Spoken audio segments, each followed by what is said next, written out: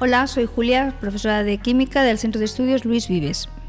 Hoy vamos a resolver el modelo de EBAU de Química del 2023. Para ello podéis acceder a las respuestas a través de nuestra página web. Si yo me pongo en inicio, pues llegaríamos o bien en recursos o en blog y marcamos exámenes resueltos y a partir de ahí modelos y me voy a Química. Vale, vamos a ver que este modelo lo he cerrado. Vale, ahora vamos a ver que este modelo consta de 10 preguntas, de las cuales solamente había que responder 10. Da igual que lleven una A adelante o una B. Resolvemos las 10 preguntas y en un examen original solamente resolveríamos 5 de ellas. Bueno, pues vamos a hablar de la primera. Dice, responde a las siguientes cuestiones. Para las moléculas del tricloruro de boro o tricloruro de nitrógeno, indique la hibridación del átomo central y su geometría y justifique su polaridad. Luego nos pide que expliquemos los conceptos de sustancias moleculares y sólidos covalentes describiendo los tipos de enlaces y fuerzas intermoleculares que intervienen.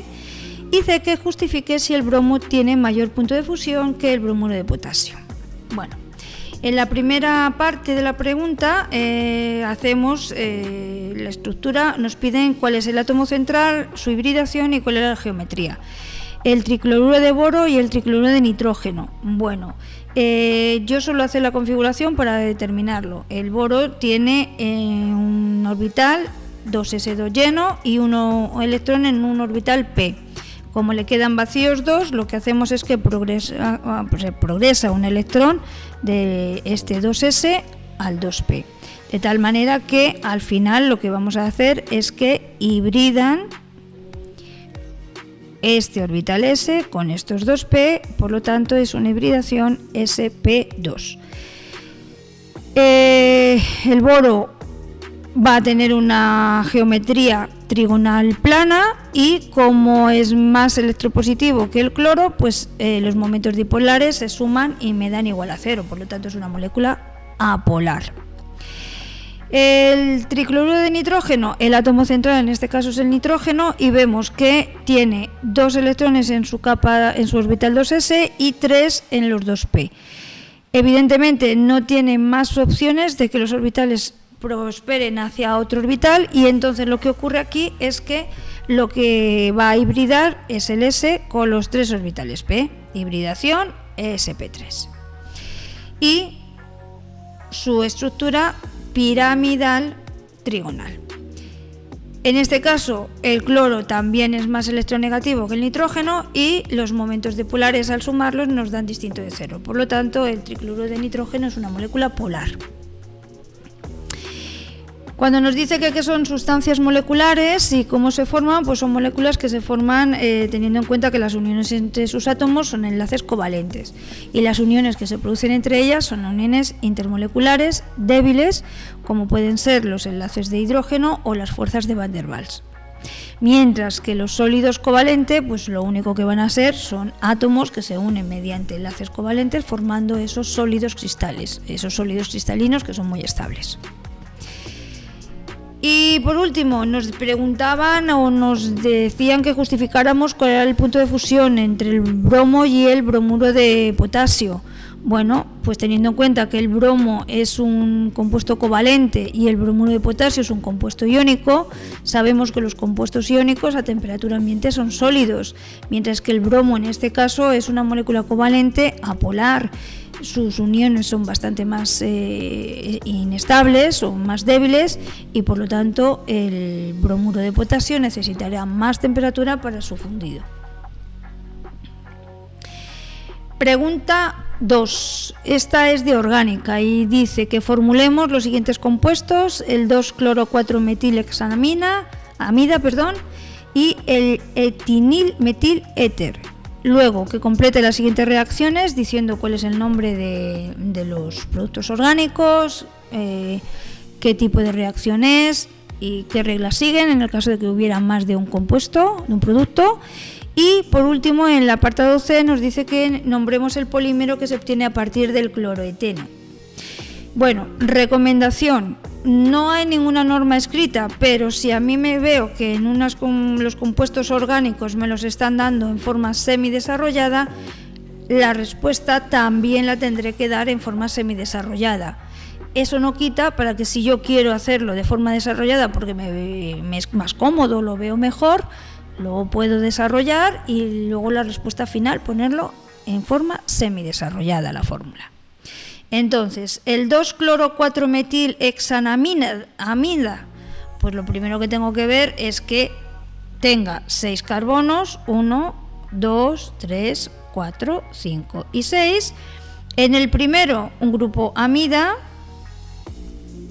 que es este. En el segundo carbono vemos que hay un cloro y en el 4 un grupo metil y el resto se rellenan con hidrógenos. Bueno, pues esta sería la forma en que yo lo haría para no equivocarme y esta sería la forma en la que tengo que contestar, que es la formulación semidesarrollada.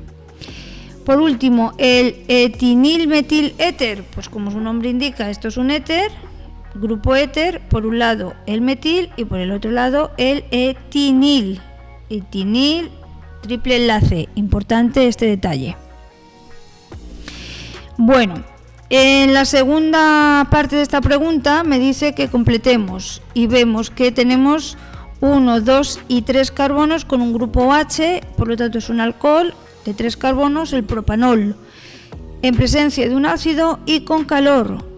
Ya os digo, la reacción que es una eliminación por deshidratación y lo que va a ocurrir es que se va a perder el OH de este carbono más un hidrógeno del siguiente. Lo voy a poner en la pizarra para que lo tengamos más claro. Sacamos una nueva pizarra y entonces digo 1, 2 y 3, que como repito yo lo puedo poner en forma desarrollada y luego más fácil, o sea, para que me sea más fácil ver lo que está pasando y luego ya contesto. Pues ven, quitamos este de aquí con este de aquí, no hay otra opción y entonces no se forma un doble enlace.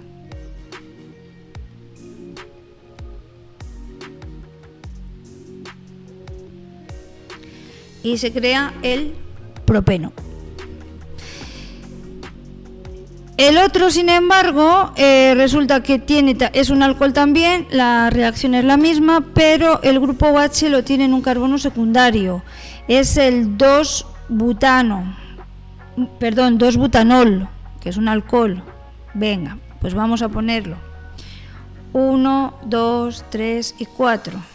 Aquí.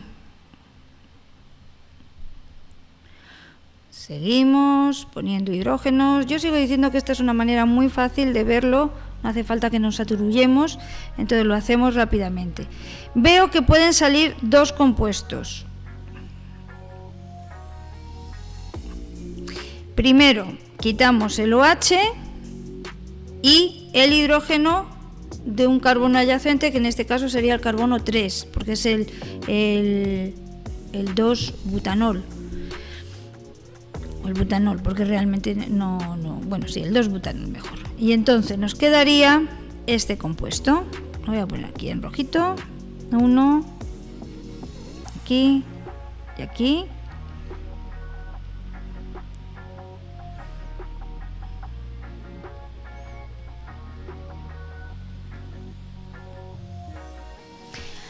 Sería el 2-buteno.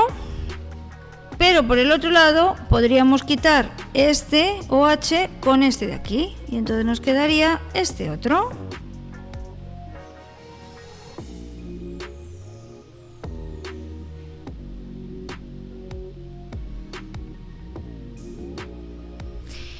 Que es el 1-buteno. ¿Cuál de los dos es el mayoritario? Pues para ello tenemos que seguir la regla de Zaitsev. ¿Qué nos dice esta regla?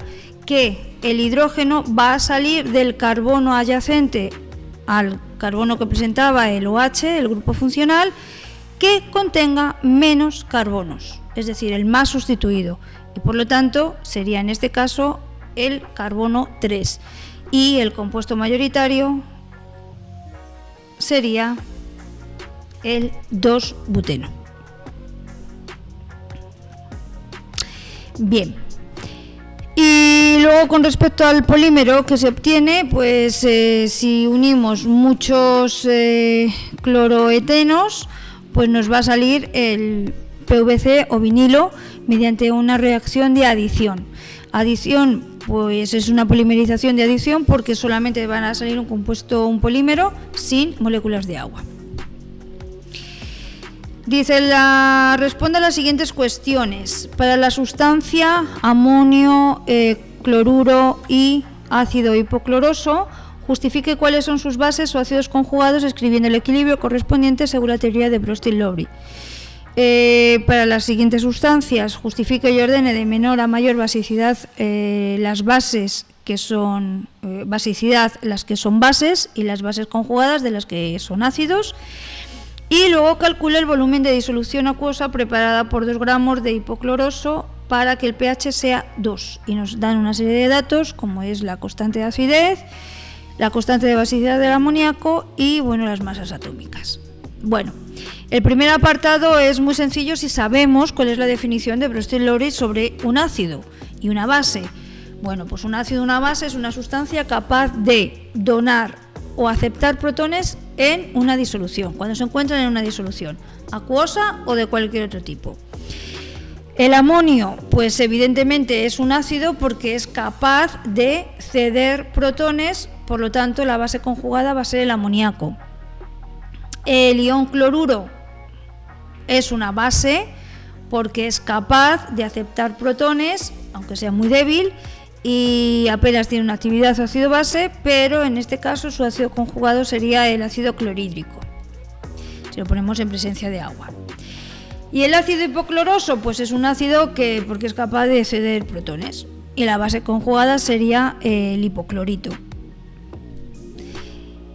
En el apartado B nos dice que ordenemos de mayor a mayor la acidez y bueno, pues el ácido clorhídrico es un ácido fuerte, su base conjugada es apenas se va a producir una hidrólisis, es bastante débil, que es el cloruro. Por el otro lado, para saber comparar el amoníaco y el hipoclorito, pues utilizamos los datos que nos están dando en el enunciado de la CASU A y de la CASU B. Vemos que relacionamos la CASU B y la CASU A del ácido conjugado, de la base conjugado, a través de esta relación, que ya sabemos, y por lo tanto, bueno, pues como nos están diciendo que la CASU A del ácido hipocloroso es 3,2 por 10 elevado a menos 8, sacaríamos la del conjugado, que sería el hipoclorito, que es 3,13 por 10 elevado a menos 7. Así que el amoníaco tiene mayor constante de basicidad que el hipoclorito. Bueno, pues ahí tendríamos esa variación. Y luego nos dice que cuál es el volumen de la disolución acuosa preparada con 2 gramos de hipocloroso para que el pH sea 2. Ojo que no me están dando, me están dando la constante de acidez del ácido. No es un ácido muy fuerte, por lo tanto existe un equilibrio. Podemos hacerlo en moles o en concentraciones. Vamos a sacar el número de moles que tenemos, que es 0,038 moles, y luego lo dividimos por el volumen correspondiente. Vale. Como conocemos la concentración de protones, que esto es importante, como conocemos el pH, podemos sacar la concentración de protones. Por lo tanto es 0,010, que esta sería la X de este equilibrio. Como sabemos también que la constante del ácido es 3,2 por 10 elevado a menos 8, sustituimos valores y bueno, como la CASU A es muy pequeña, podemos despreciarla frente a ese 0,038 frente a la X, y nos quedaría un volumen aproximadamente de 1,22 por 10 elevado a menos 5 litros. Pregunta 4. Esta pregunta es de equilibrio. Dice, se coloca una muestra de 7,2 gramos de hidrógeno sulfuro de amonio, que es sólido, en un recipiente de 4 litros cerrado al vacío y a 23 grados centígrados. La muestra se descompone alcanzando el siguiente equilibrio, siendo la presión total de 0,8. Determinar la cantidad en mol de cada una de las especies en el equilibrio, la K sub C y K sub P, el porcentaje de sólido descompuesto. Y nos vuelven a dar pues unos datos que son muy importantes en este caso, como es la R, porque en algún momento vamos a tener que utilizar la ecuación de los gases ideales. En primer lugar, digo 7,2 gramos en un recipiente de 4, pues sacamos el número de moles y para ello tenemos número de moles, como siempre, masa partido masa molecular. Y sacamos la masa molecular de este hidrógeno sulfuro de amonio y nos dice que tenemos 0,14 moles iniciales. Como tenemos el volumen, podemos sacar la concentración, que es 0,035. Podemos hacer el equilibrio tanto con moles como con concentraciones. Aquí lo estoy haciendo con moles, por lo tanto parto de 0,14 y luego se va a desprender una parte que es esa X. Bien. En el equilibrio, ojito, veo que tengo que el compuesto original, el reactivo, es sólido, mientras que los productos son gaseosos.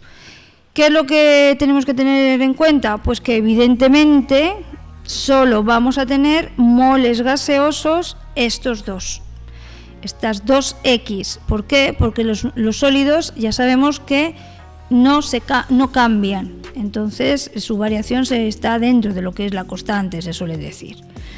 Así que los moles al final van a ser esos. Nos acordamos de que veíamos la R, que es la constante de los gases. Entonces decimos, como nos han dado la presión, fijaos, tenemos presión, volumen y la R, P por V, N, R y T. Y hemos calculado esto. Así que al final podemos sacar el número de moles totales, que son los 2X del equilibrio, y sustituimos estos moles totales por los 2X y calculamos la X, ¿vale? Y luego ya, pues eso, son 0,066, pues serán esos moles de gas amoníaco, de sulfuro de hidrógeno, y el hidrógeno sulfuro de amonio pues será 0,14 menos 0,066. Para calcular la K sub C y la K sub P, pues en este caso lo que tenemos que tener claro es evidentemente que solamente tenemos que tener en cuenta los moles gaseosos. Así que K sub C sería la concentración de amoníaco y la concentración de hidrógeno sulfuro, que como son iguales, pues sacamos la concentración de cada uno de ellos, multiplicamos y ya está. Y la K sub P, pues nos ayudamos de la expresión que relaciona ambas constantes. Por lo tanto, la K sub P va a ser igual a la K sub C por R y por T por la variación de moles. ¿Cuál es la variación de moles gaseosos? Pues evidentemente 1 y 2 moles de productos menos 0 moles gaseosos de los reactivos. Así que esa variación de moles es igual a 2. Y nos sale la K sub P medida en atmósferas. El porcentaje de sólido descompuesto pues es igual que cuando hallábamos el producto de disociación, o en este caso ya no quiero meter más teoría.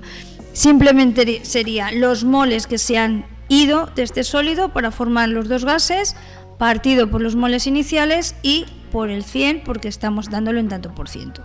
¿Qué cantidad se ha descompuesto? Pues los 0,066 partido por los 0,14 y evidentemente por 100, y nos da un porcentaje de descomposición del 47,14%. 5. Se lleva a cabo la electrólisis del bromuro de plomo 2 fundido utilizando una corriente de 12 amperios. Dice que ajustemos las semireacciones que tienen lugar en el ánodo y en el cátodo y la reacción iónica global, identificando cuál es el electrodo positivo y el negativo.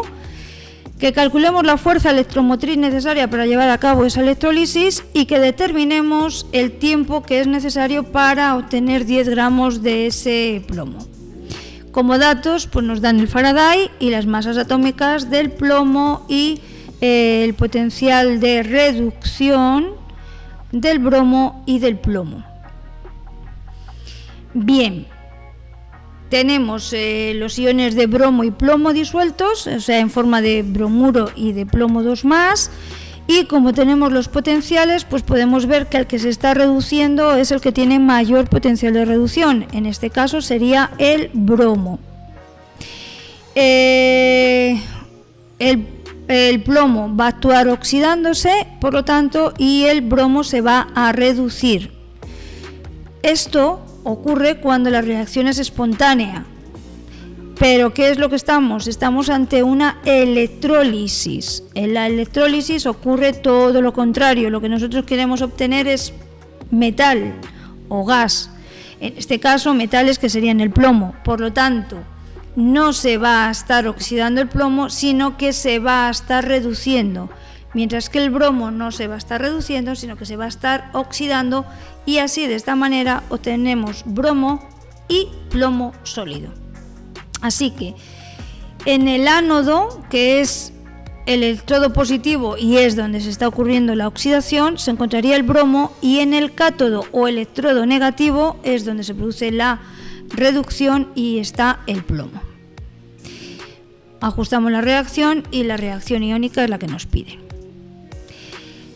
La fuerza electromotriz pues debe ser igual o superior a la fuerza que se necesitaría, el potencial de una pila electrónica, y el potencial ya sabemos que es cátodo menos ánodo. Utilizamos los valores reales y nos sale un valor negativo, que es lo que tiene que salir, porque no es una reacción espontánea, y por lo tanto, ¿qué es lo que necesitamos? Pues una fuerza mayor, una fuerza electromotriz mayor a esa cantidad de 1,22 voltios, menos 1,22.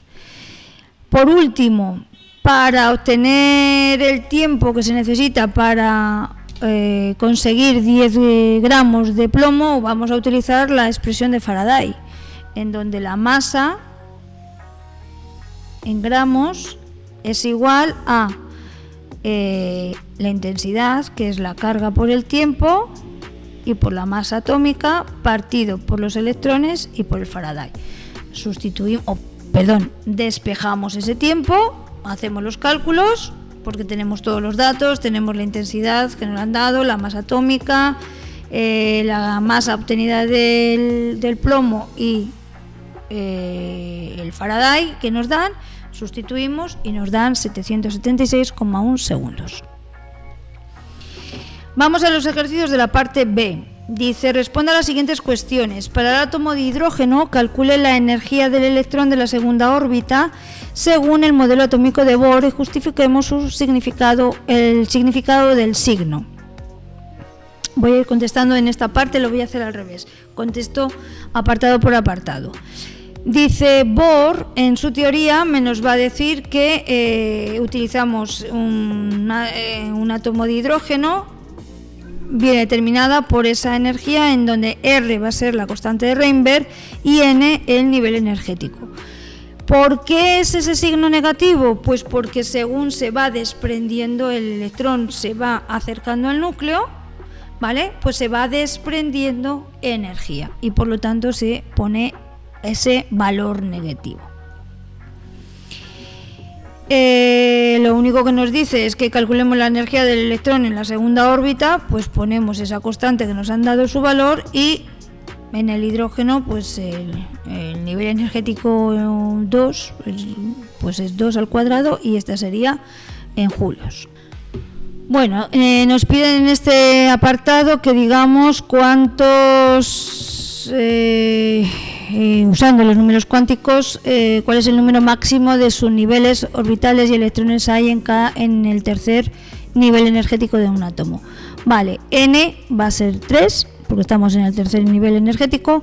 L, al ser N igual a 3, pues pasaría 0 hasta N-1, es decir, 0, 1 y 2, lo cual quiere decir que tendríamos por un lado en N igual a 3 estos orbitales, y por lo tanto tendríamos orbitales S, P y D. Si me fijo en M, que es el tercer número cuántico principal, que nos va a decir, pues va a tomar valores entre menos L y L, pasando por el 0. Pues entonces tendríamos que en el 0 solamente están ese orbital S. En el P tendríamos valores -1, 0 y 1. Y en el 2 tendríamos -2, -1, 0 y +2. Si sumamos todas las opciones nos dan 9, ¿vale? ¿Qué es lo que está ocurriendo? Que luego, como el número spin, que es el cuarto número cuántico, toma dos valores, o con el spin hacia arriba o con el spin hacia abajo, pues entonces sería 9 por 2, 18 electrones. Y ya está. Y luego nos dice que escribe la configuración electrónica del estado fundamental del elemento A, Z29 y de su ion más estable. Vale. Bueno, pues si tenemos en cuenta la regla al principio de Adbao y hacemos ese diagrama de Müller, que nos permiten hacerlo perfectamente en un examen, la configuración de Z29 sería esta. Pertenece al grupo 11 y periodo 4. Ahora bien, ¿cuál es el ion más estable? Lo más lógico es quitar los dos electrones del 4s2. Yo siempre os digo que lo mejor que podemos hacer sería poner, siguiendo esta regla, la configuración perfecta, que sería esta. El 4s2 antes del D9. Vale. Se van los dos electrones, pero nos quedaría algo así. Nos quedaría algo así. Sería un catión divalente. Sí, es posible que se llegue. ¿Por qué? Bueno, para obtener el ion más estable lo que tendríamos que hacer es, o sea, es posible pero ojo, no está emulando a ningún gas noble, que en este caso sería el argón. Y luego me quedaría esta parte de aquí, que tengo 9 electrones, cuando en realidad debería quedarse la capa llena para ser más estable. ¿Qué es lo que ocurre realmente con los dos electrones del nivel 4s2? Pues que uno se va para llenar este nivel de aquí y el otro se nos va definitivamente. Así que el ion más estable, perdón, que me ha salido muy mal esto, el ion más estable sería este de aquí y es el cobre más. Otra pregunta de orgánica. Me dice que nombre los siguientes compuestos, que formule la siguiente reacción indicando de qué tipo es y que esquematice y ajuste la reacción que tiene lugar entre la unión sucesiva de un monómero etanodiol con el monómero del ácido pentanodioico. Vale. Bien. Vamos a ver. El principio que no los nombre, pues me voy y digo, ¿cuál es el compuesto principal? Tengo aquí Este es el grupo funcional, es un eno, es un alqueno. Cuento los, aquí empiezo 1, 2, 3 y 4. ¿Por qué? Porque estos que están entre paréntesis son ramas de estos carbonos. Luego yo veo que en el carbono 2 voy a tener un etil y en el carbono 3 tengo un metil. Y ya está. 2 etil, 3 metil, but 1 eno. Este de aquí, ¿cuál es el grupo funcional? El grupo amina, por lo tanto es la etanamina o etinamina. Y en este de aquí, ¿cuál es el grupo funcional? El OH, donde se encuentra lo más cercano al inicio, por lo tanto sería el 2, en el carbono 2. Y en el 3 que tengo, fijaos este numerito de aquí, lo que me está diciendo es que este carbono tiene un metil aquí y otro metil aquí. Luego sería el 3,3 dimetil bután 2-ol. Y por último, esto es si lo ponemos así, a lo mejor lo vemos más fácil, ¿vale? Es un éter, así que los dobles enlaces. Sería el etanoato, porque se nombra primero la raíz del ácido del que procede, de fenilo. ¿Qué tipo de reacción es esta? Pues estamos uniendo un compuesto orgánico con un doble enlace con un bromuro de hidrógeno.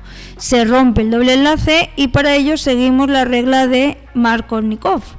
¿Por qué? Porque el hidrógeno se puede unir a este carbono de aquí o a este carbono de aquí. Es decir, podemos hacer como en el caso anterior, me voy otra vez a la pizarra y digo, ¿qué es lo que pasa? Un momento que tengo que saber. 1, 2, 3, vale.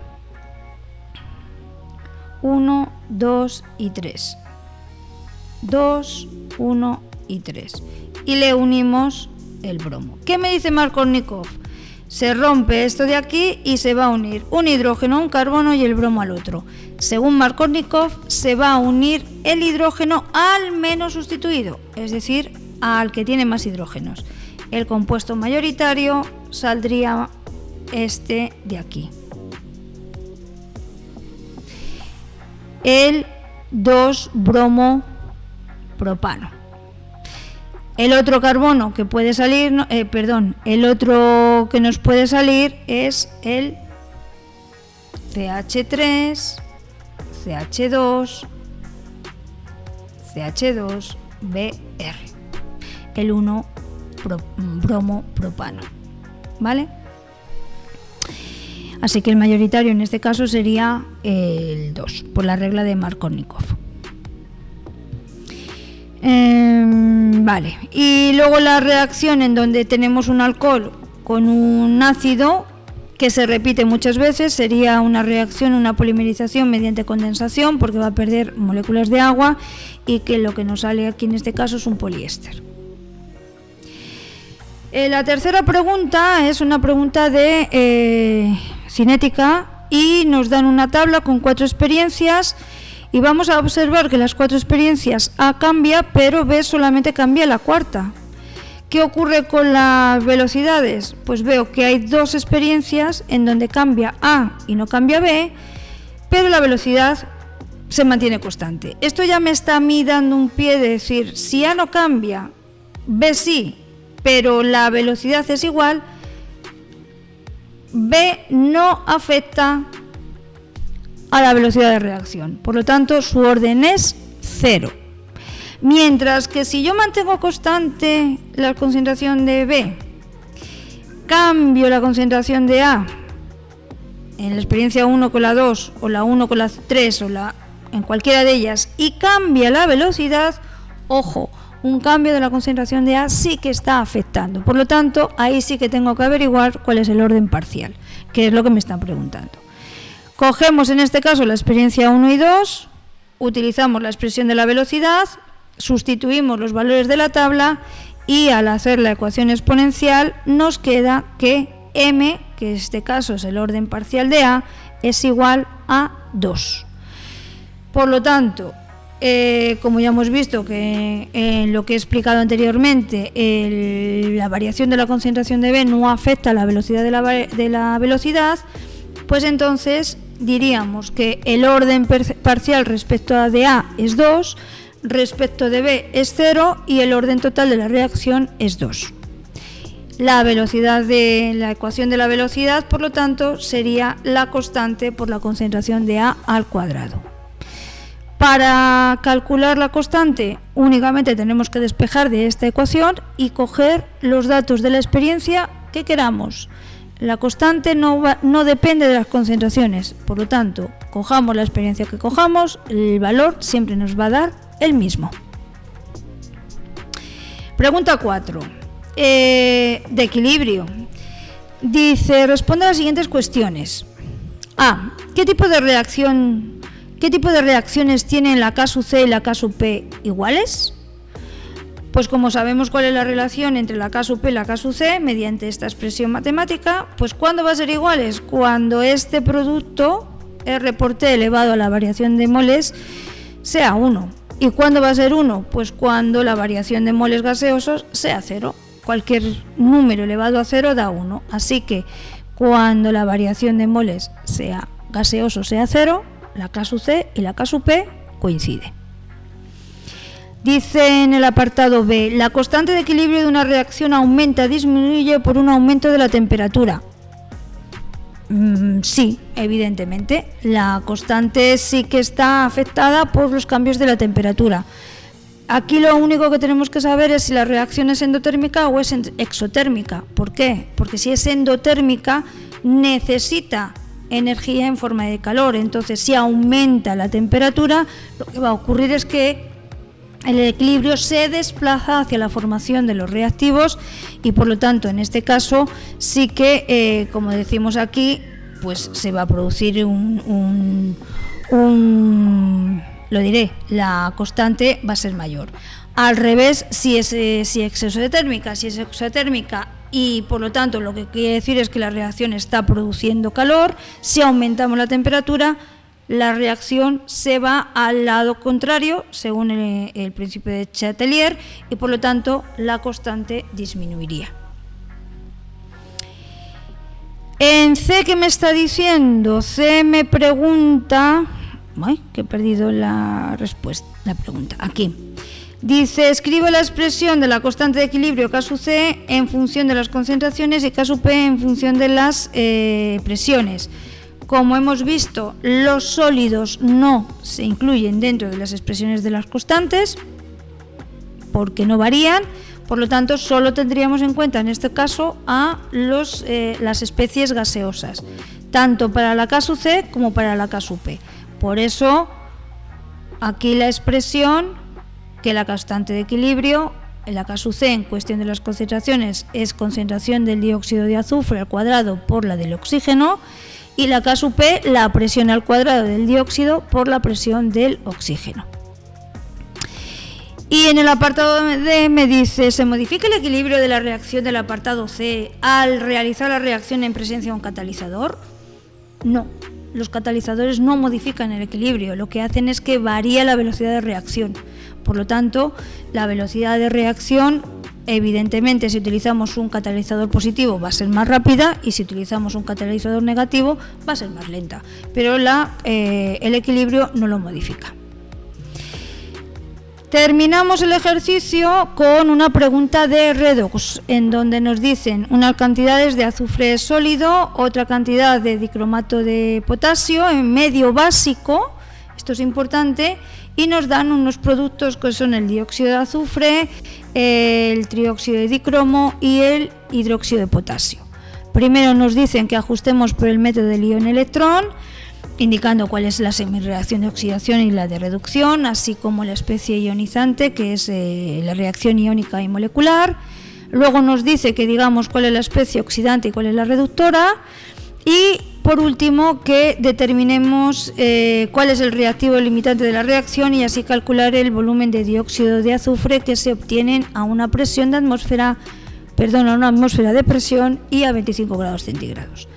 Bueno, pues lo primero que tenemos que hacer es reformular la reacción y, ojo, comprobar quién se está oxidando y quién se está reduciendo. Vemos que el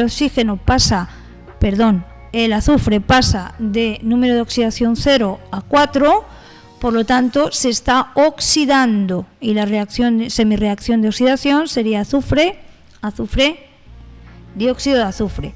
El cromo pasa de 6 a 3. Luego ponemos ya la expresión iónica, el dicromato se está reduciendo al trióxido de dicromo, es decir, aquí se está produciendo la semirreacción de reducción. Como estamos en medio básico, tenemos que meter agua, pero ¿dónde? En la parte donde tengamos más oxígenos. Entonces, en este caso, añadiremos las 2 moléculas de agua aquí y las 4 aquí para compensar la diferencia de oxígenos. Al meter aquí el agua, ¿qué ha ocurrido? Que hemos metido hidrógenos. ¿Qué hacemos? En el lado contrario, metemos hidróxidos. ¿Cuántos?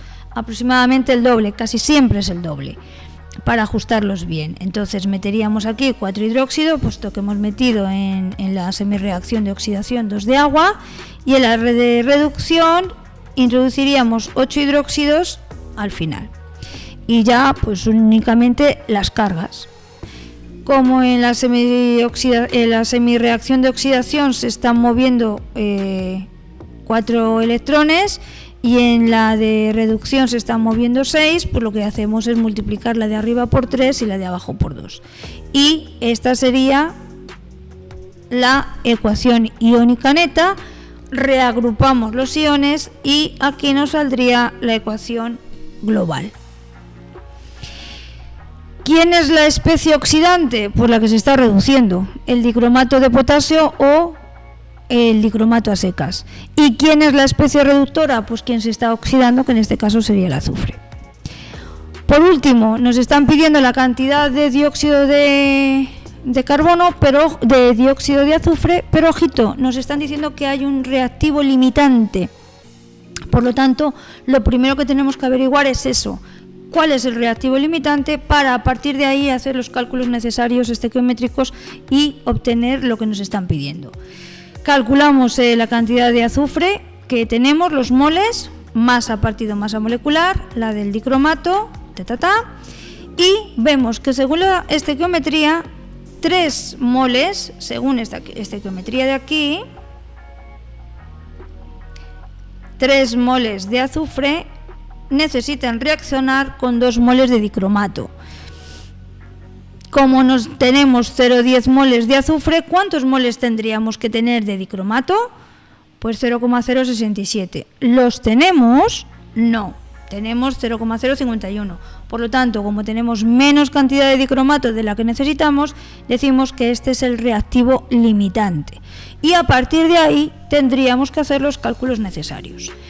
Podemos hacer dos cosas, o directamente pasar de la estequiometría del dicromato al dióxido de azufre, o calcular el número de moles de dióxido de azufre que tenemos que reaccionan realmente con el dicromato, y a partir de estos moles, como la estequiometría entre el azufre y el dióxido de azufre es 1:1, pues es mucho más sencillo, y mediante la ecuación de los gases ideales calculamos, sustituimos valores, moles, constante de los gases, temperatura y presión, y obtendríamos un volumen de 1,88 litros, aproximadamente 1,9 litros. Pues hasta aquí el modelo. Es un modelo muy completo, con muchas preguntas de los distintos apartados, de los distintos bloques, y espero que mis respuestas os hayan ayudado para entenderlo un poco. Venga, nos vemos en próximos exámenes. Hasta luego.